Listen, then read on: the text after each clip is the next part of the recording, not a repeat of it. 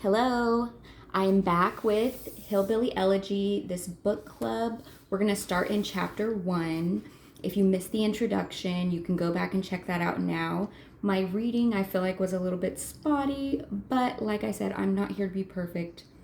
Don't really care. I'm not going to dwell on that for too long. Also, this week, I'm very excited because I believe the Senate will have the votes for Tulsi, RFK Jr., and Kash Patel, which I'm very excited about, especially RFK Jr.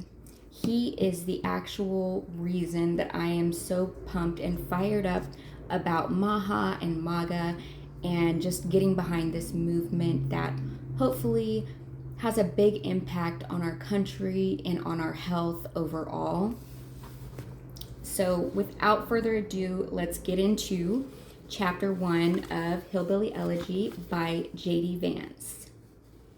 Like most small children, I learned my home address so that if I got lost, I could tell a grown-up where to take me.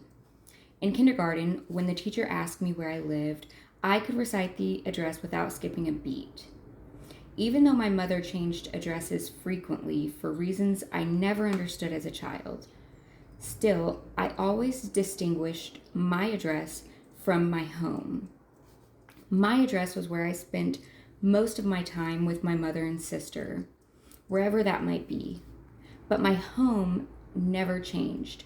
My great-grandmother's house in the holler in Jackson, Kentucky.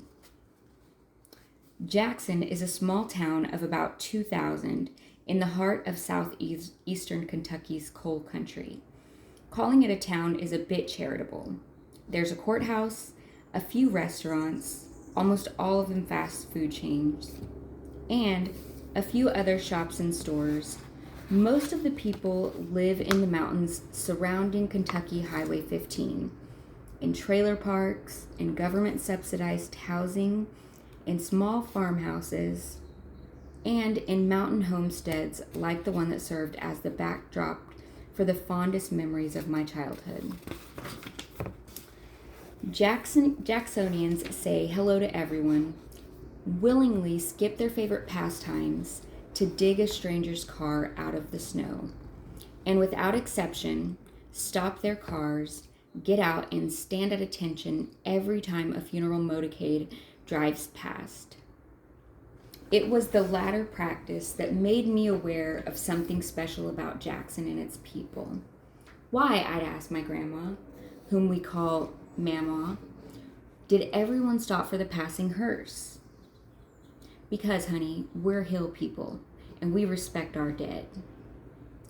My grandparents left Jackson in the late 1940s and raised their family in Middletown, Ohio, where I later grew up. But until I was 12, I spent my summers and much of the rest of my time back in Jackson. I'd visit along with Mama, who wanted to see friends and family, ever conscious that time was shortening the list of her favorite people. And as time wore on, we made our trips for one reason above all, to take care of Mama's mother, whom we called Mama Blanton, to distinguish her, though somewhat confusing, from Mama. We stayed with Mama Blanton in the house where she'd lived since before her husband left to fight the Japanese in the Pacific. Mama Blanton's house was my favorite place in the world. Though it was neither large nor luxurious, the house had 3 bedrooms. In the front were a small porch, a porch swing, and a large yard that stretched into a mountain on one side and to the head of the holler on the other. Though Mama Blanton owned some property, most of it was uninhabitable foliage. There wasn't a backyard to speak of, though there was a beautiful mountainside of rock and tree. There was always the holler and the creek that ran alongside it. Those were backyard enough. The kids all slept in a single upstairs room, a squad bay of about a dozen beds where my cousins and I played late into the night until our irritated grandma would frighten us into sleep. The surrounding mountains were paradise to a child. I spent much of my time terrorizing the Appalachian fauna. No turtle, snake, frog, fish, or squirrel was safe. I'd run around with my cousins, unaware of the ever-present poverty or Mama Blanton's deteriorating health.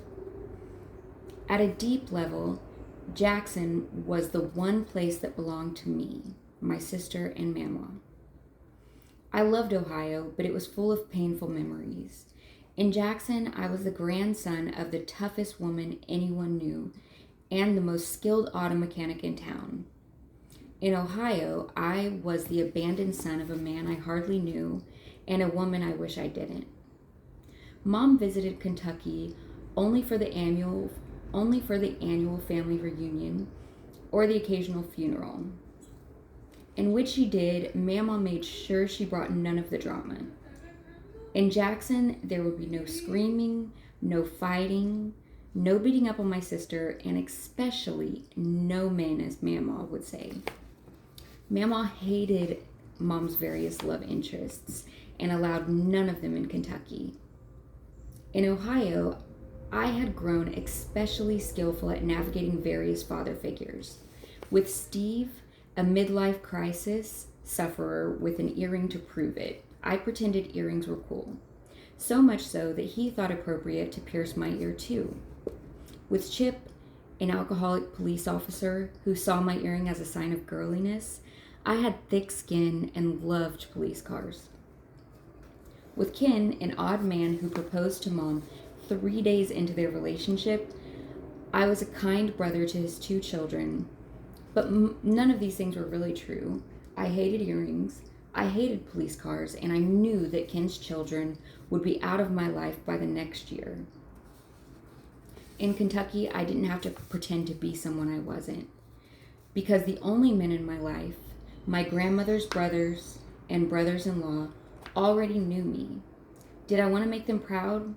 Of course I did, but not because I pretended to like them. I genuinely loved them. The oldest and meanest of the Blanton men was Uncle T-Berry, nicknamed for his favorite flavor of chewing gum. I've never had T-Berry gum. Uncle T-Berry, like his father, served in the Navy during World War II. He died when I was 4, so I have only 2 real memories of him. In the first, I'm running for my life, and T-Berry is close behind me with a switchblade, assuring me that he'll feed my right ear to the dog if he catches me. I leap into Mama Blanton's arms, and the terrifying game is over. But I know that I loved him, because my second memory is of throwing such a fit, not being allowed to visit him on his deathbed, that my grandma was forced to don a hospital robe and smuggle me in. I remember clinging to her underneath that hospital robe, but I don't remember saying goodbye. Uncle Pet came next. Uncle Pet was a tall man with a biting wit and raunchy sense of humor. The most economically successful of the Blanton crew. Uncle Pet left home early and started some timber and construction businesses that made him enough money to race horses in his spare time.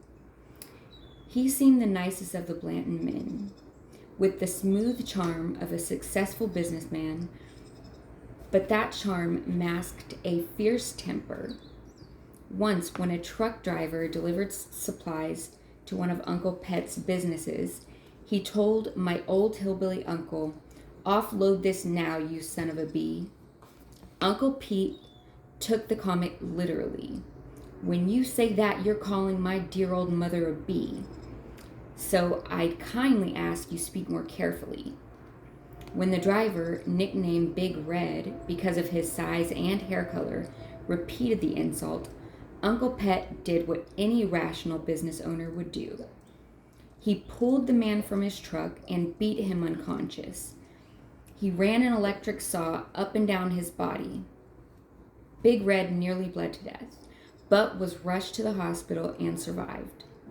Uncle Pet never went to jail. Though apparently, Uncle Pet never went to jail, though. Apparently, Big Red was also an Appalachian man, and he refused to speak to the police about the incident or press charges. He knew what it meant to insult a man's mother. Uncle David may have been the only one of Mama's brothers who cared little for that honor culture. An old rebel with long flowing hair and a longer beard, he loved everything but rules, which might explain why, when I found his giant marijuana plant in the backyard of the old homestead, he didn't try to explain it away. Shocked, I asked Uncle David what he planned to do with the illegal drugs. So he got some cigarette papers and a lighter and showed me. I was 12. I knew if Mama ever found out, she'd kill him. I feared this because, according to family lore, Mama had nearly killed a man when she was around 12.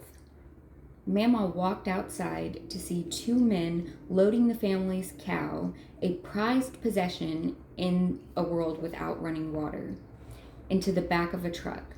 She ran inside, grabbed a rifle, and fired a few rounds. One of the men collapsed, the result of a shot to the leg. The other jumped into the truck and squealed away. The would-be thief could barely crawl, so Mama approached him, raised the business end of her rifle to the man's head, and prepared to finish the job. Lucky for him, Uncle Pet intervened. Mama's first confirmed kill would have to wait for another day. Even knowing what a pistol-packing lunatic Mama was, I find this story hard to believe. I polled members of my family. About half never heard of the story. The part I believe is that she would have murdered the man if someone hadn't stopped her. She loathed disloyalty, and there was no greater disloyalty than class betrayal. Each time someone stole a bike from our porch, 3 times by my count, or broke into her car and took the loose change, or stole a delivery, she'd tell me like a general giving his troops marching orders. There's nothing lower than the poor stealing from the poor. It's hard enough as it is. We sure as hell don't need to make it even harder on each other. Youngest of all Blanton boys was Uncle Gary. He was the baby of the family and one of the sweetest men I knew. Uncle Gary left home young and built a successful roofing business in Indiana. A good husband and a better father. He'd always say to me, "We're proud of you, old J-Dot," causing me to swell with pride. He was my favorite, the only Blanton brother not to threaten me with a kick in the ass or a detached ear. My grandma also had 2 younger sisters, Betty and Rose, whom I loved each very much, but I was obsessed with the Blanton men. I would sit among them and beg them to tell me and retell their stories. These men were the gatekeepers to the family's oral tradition, and I was their best student. Most of this tradition was far from child appropriate. Almost all of it involved the kind of violence that should land someone in jail. Much of it centered on how the country in which Jackson was situated earned its alternative nickname. Bloody Rehit? I don't know how to pronounce that word. There were many explanations, but they all had one theme. The people of Brehit hated certain things, and they didn't need the law to sniff them out. One of the most common tales of gore revolved around an older man in town who was accused of raping a young girl. Mamaw told me that days before his trial, the man was found face down in a local lake with 16 bullet wounds in his back. The authorities never investigated the murder, and the only mention of the incident appeared in the local newspaper on the morning his body was discovered. In an admirable display of journalistic pith, the paper reported, "Man found dead. Foul play expected." "Foul play expected?" my grandma would roar. "You're goddamn right. Bloody Brehit got to that son of a bee." Or there was the day that Uncle T. Berry overheard a young man state the desire to eat her panties, a reference to his sister, my mama's undergarments. Uncle T. Berry drove home, retrieved a pair of mama's underwear, and forced the young man at knife point to consume the clothing. Some people may conclude that I come from a clan of lunatics, but the stories made me feel like hillbilly royalty, because these were classic good versus evil stories, and my people were on the right side. My people were extreme, but extreme in the service of something, defending a sister's honor, or ensuring that a criminal paid for his crimes. The Blanton men, like tomboy Blanton sisters, whom I called Mama, were enforcers of hillbilly justice, and to me, that was the very best kind. Despite their virtues, or perhaps because of them, the Blanton men were full of vice. A few of them left a trail of neglected children, cheated on wives, or both. And I didn't even know them that well. I saw them only at large family reunions or during the holidays. Still, I loved and worshipped them. I once overheard Mama tell her mother that I loved the Blanton men because so many father figures had come and gone, but the Blanton men were always there. There's definitely a kernel of truth to that. But more than anything, the Blanton men were living embodiment of the hills of Kentucky. I love them because I love Jackson. As I grew older, my obsession with the Blanton men faded into appreciation. Just as my view of Jackson as some sort of paradise matured, I will always think of Jackson as my home. It is unfathomably beautiful. When the leaves turn in October, it seems as if every mountain in town is on fire. But for all its beauty and for all the fond memories, Jackson is a very harsh place. Jackson taught me that hill people and poor people usually meant the same thing. At Mama Blanton's, we'd eat scrambled eggs, ham, fried potatoes, and biscuits for breakfast, fried bologna sandwiches for lunch, and soup, beans, and cornbread for dinner. Many Jackson families couldn't say the same. And I knew this because as I grew older, I overheard the adults speak about the pitiful children in the neighborhood who were starving and how the town could help them. Mama shielded me from the worst of Jackson, but you can keep reality at bay only so long. On a recent trip to Jackson, I made sure to stop at Mama Blanton's old house, now inhabited by my second cousin Rick and his family. We talked about how things had changed. Drugs have come in, Rick told me, and nobody's interested in holding down a job. I hoped my beloved holler had escaped the worst. I asked Rick's boys to take me on a walk. All around, I saw the worst signs of Appalachian poverty. Some of it was heartbreaking, as it was cliche. Decrepit shacks rotting away, stray dogs begging for food, and old furniture strewn on the lawns. Some of it was far more troubling. While passing a small 2-bedroom house, I noticed a frightened set of eyes looking at me from behind the curtains of a bedroom window. My curiosity piqued. I looked closer and counted no fewer than 8 pairs of eyes, all looking at me from 3 windows with an unsettling combination of fear and longing.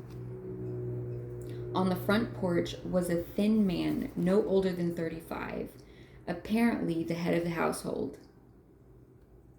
Several ferocious, malnourished, chained-up dogs protected the furniture strewn about the barren front yard.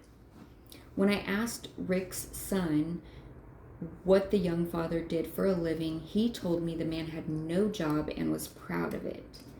But he added, "They're mean, so we just try to avoid them."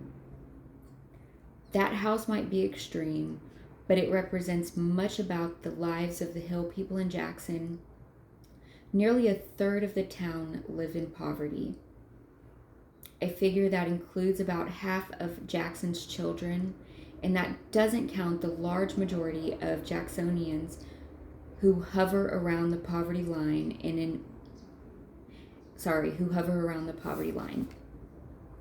An epidemic of prescription drug addiction has taken root. The public schools are so bad that the state of Kentucky recently seized control. Nevertheless, parents send their children to these schools because they have little extra money, and the high school fails to send these students to college with alarming consistency. The people are physically unhealthy, and without government assistance, they lack treatment for all the most basic problems. Most important, they're mean about it. They will hesitate to open their lives up to others for the simple reason that they don't wish to be judged. In 2009, ABC News ran a news report about In 2009, ABC News ran a news report about Appalachian America, highlighting a phenomenon known locally as Mountain Dew mouth. Painful dental problems in young children generally caused by too much sugary soda. In its broadcast, ABC featured a litany of stories about Appalachian children confronting poverty and deprivation. The news report was widely watched in the region, but met with utter scorn. The consistent reaction: "This is none of your damn business. This has to be the most offensive thing I have ever heard, and you should all be ashamed, ABC included," wrote one commenter online.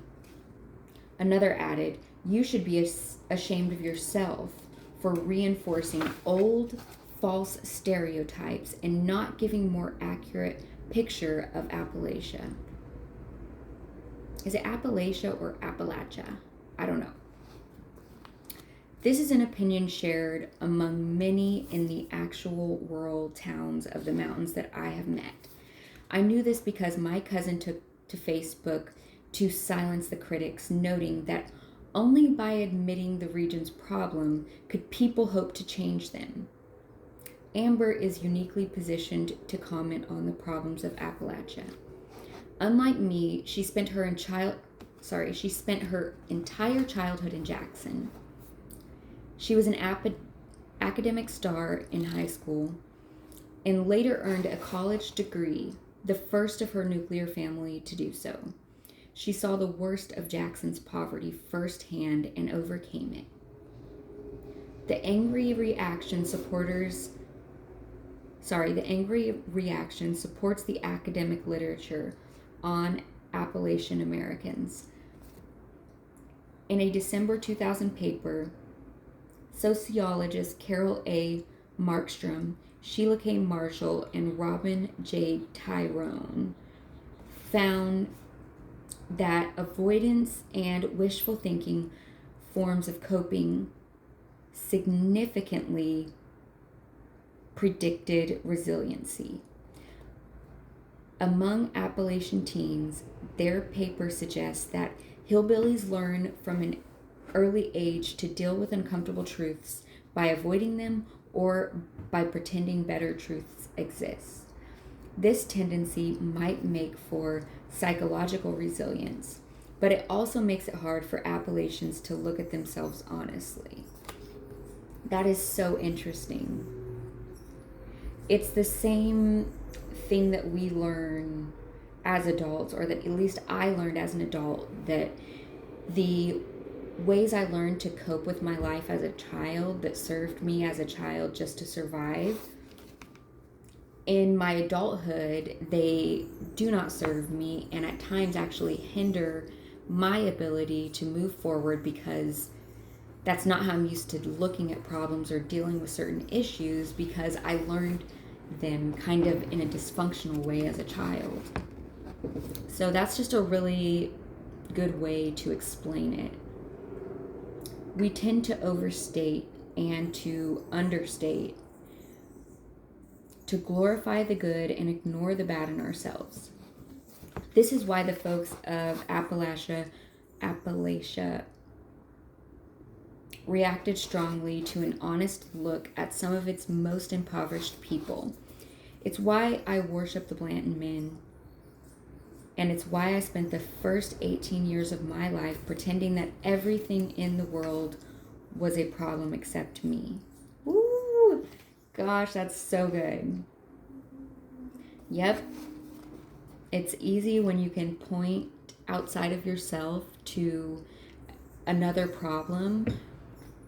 But what I've learned is, if you can take responsibility in any way, it's my practice just to find my responsibility in every situation, because that eliminates the resentment, the anger, being upset. Like I can't be upset if it's my fault, and I can find my responsibility in every situation. So it just leads me to an easier way to deal with issues and a more clear mindset when I come across issues. Even if I do want to point the finger at someone else, I know that I'm also responsible. The truth is hard, and the hardest truths for Hill people are the ones they must tell about themselves. Jackson is undoubtedly full of the nicest people in the world. It is also full of drug addicts and at least one man who can find the time to make 8 children but can't find the time to support them. It is unquestionably beautiful, but its beauty is obscured by the environmental waste and loose trash that scatters the countryside. Its people are hardworking, except, of course, for the many food stamp recipients who show little interest in honest work. Jackson, like the Blanton men, is full of contradictions.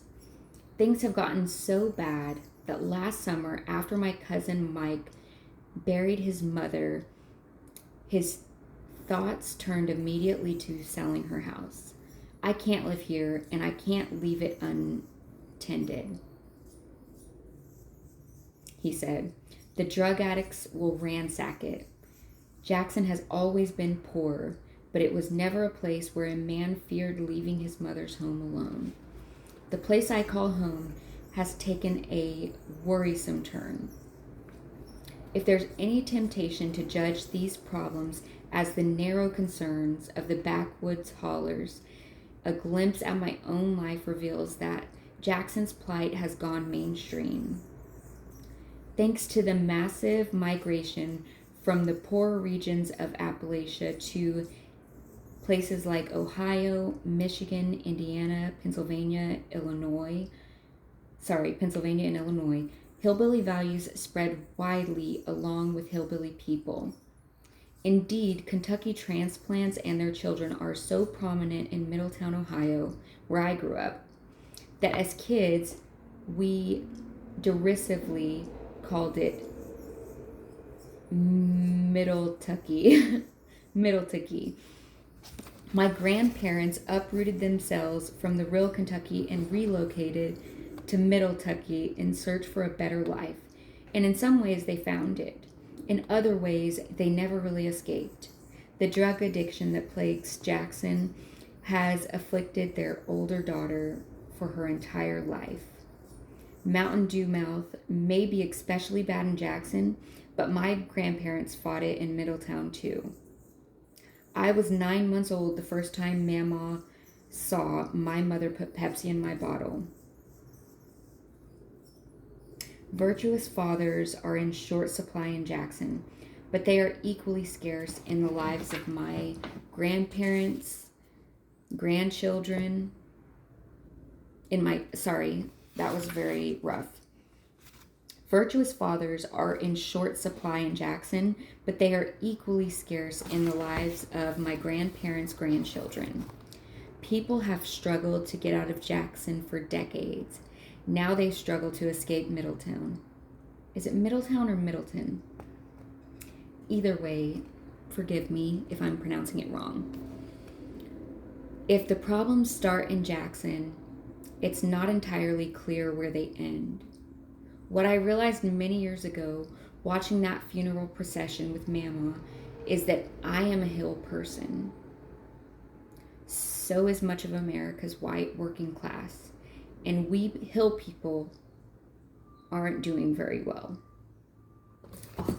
I just love this book so much because it shows the way that JD could idolize his uncles, even in what he probably as an adult can see where they fall short.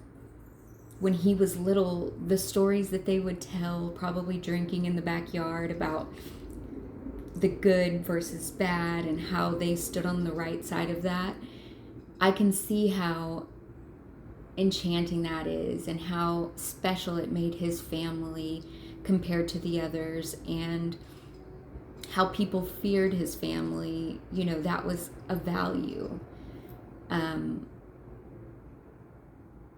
you can really respect the way that he viewed his family. And you can also kind of assume, as he got older and learned the truth about Jackson, about his family, the difficulty he would have had shifting his view of them, obviously still having the utmost loyalty and respect, but seeing where they fall short and seeing how he can improve by accepting his shortcomings, by not hiding them, not being overly dramatic about the good and bad, but just recognizing where he can do better for himself, for his family, and for the next generation. I think that's what I find so valuable about this story. It helps me just to verbalize my past. There is a passage in this book that I have written down because it hit me so hard. The reason it is because I struggle to maintain a relationship with my mom, who is an addict and has been my entire life. And the passage says something along the lines of, you know, we lose touch with our loved ones, not because we don't love them, but in order to preserve ourselves. Always keeping the hope that they will one day change.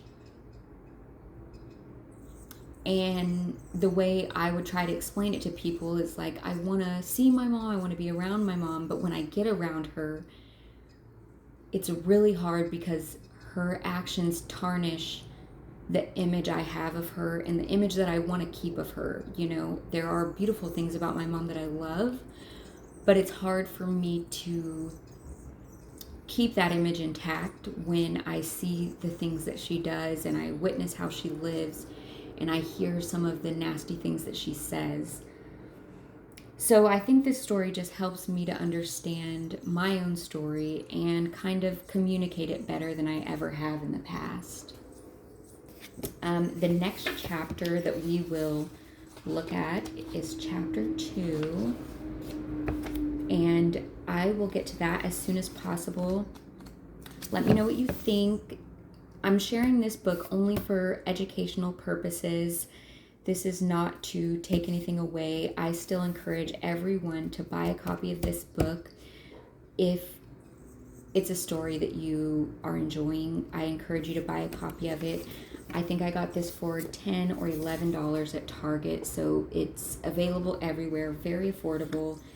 And just to support J.D. Vance, I encourage everyone to go buy it, whether you're going to listen to this whole series or not. All right, well, until next time, I hope you take care. Ciao.